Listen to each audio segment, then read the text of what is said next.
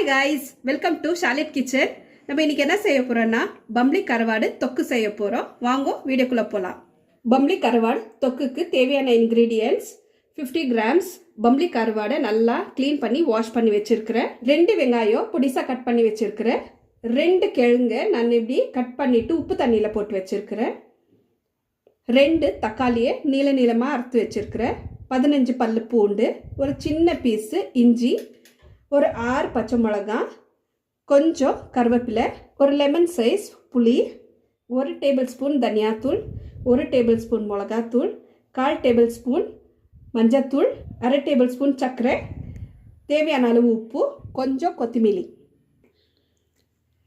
First நம்ம மிக்சியில் பூண்டு, இஞ்சி, பச்சை மிளகா இது 1-2 மிக்சியில் அரைச்சிட்டு எடுத்துன்னு வரேன். இப்போ நான் மிக்சியில் 1-2 இப்படி அரைச்சிட்டு எடுத்துன்னு வந்திருக்கிறேன். இப்போ நான் ஸ்டவ் பற்ற வச்சுட்டு ஒரு பேன் வச்சுருக்கிறேன்.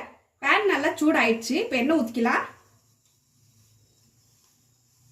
இப்போ எண்ணெய் நல்லா சூடாயிடுச்சு. இப்போ 1-2 அரைச்சி வச்ச இஞ்சி, பச்சை மிளகா, பூண்டு இது போட்டுக்கலாம். இப்போ இதை நல்லா மிக்ஸ் பண்ணிக்கலாம்.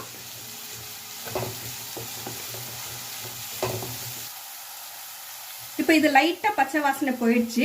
இப்போ வெங்காயம் போட்டுக்கலாம்.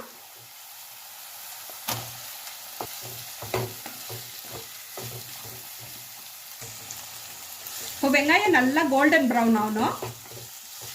இப்போ இது நல்லா கோல்டன் ப்ரௌன் ஆயிடுச்சு. இப்போ கருவேப்பிலை போட்டுக்கலாம்.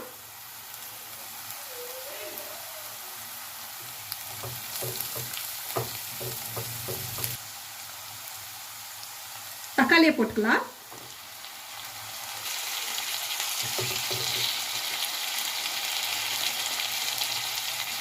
இப்போ எடுத்து வச்ச கிழங்கு கூட போட்டுக்கலாம்.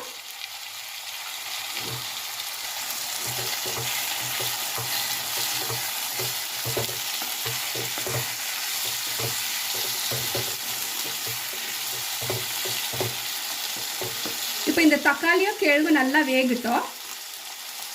இப்போ வெந்துருச்சான்னு பார்க்கலாம்.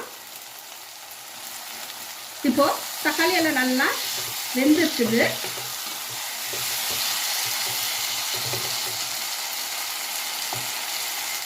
இப்போ மிளகாத்தூள் போட்டுக்கலாம். மஞ்சாத்தூள், தனியாத்தூள் நல்லா மிக்ஸ் பண்ணிக்கலாம். இந்த கருவாடை 4-5 டைம் கழுவிட்டு போடணும், இல்லைன்னா மண் இருக்கும். அதனால 4-5 டைம் கழுவிட்டு போட்டுக்கோங்க. நல்லா மிக்ஸ் பண்ணிக்கலாம். இப்போ கரைச்சி வச்ச புளி தண்ணி ஊற்றிக்கலாம். இப்போ இதை நல்லா மிக்ஸ் பண்ணிக்கலாம்.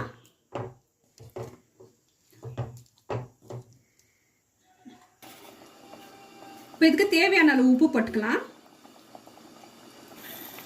இப்போ எடுத்து வச்ச கொஞ்சம் சர்க்கரை போட்டுக்கலாம். இந்த சர்க்கரை உங்களுக்கு ஆப்ஷனல், வேணும்னா போட்டுக்கலாம். இது போட்டால் கொஞ்சம் டிஃப்ரெண்ட் டேஸ்ட் இருக்கும். இப்போ இதை 2 நிமிஷம் மூடி வைக்கலாம். இப்போ இதை ஓப்பன் பண்ணி பார்க்கலாம். இப்போ கருவாடெல்லாம் நல்லா வெந்துடுச்சு. அவ்வளவுதான். இப்போ நம்ம கொத்தமல்லியை போட்டுட்டு இறக்கிடலாம். இப்போ கொத்தமல்லியை போட்டுடலாம். பம்ளி கருவாடு தொக்கு ரெடி. இதை நம்ம தயிர் சாதம், சப்பாத்தி, தோசை இதுக்கெல்லாம் வச்சுன்னு சாப்பிட்டா சூப்பராக இருக்கும். இந்த வீடியோ உங்களுக்கு பிடிச்சிருந்துச்சுன்னா லைக் பண்ணுங்கள், ஷேர் பண்ணுங்கள், சப்ஸ்கிரைப் பண்ணுங்கள், பெல் ஐக்கனை கிளிக் பண்ணுங்கள். ஓகே கைஸ், நெக்ஸ்ட் வீடியோவில் பார்க்கலாம். பாய்.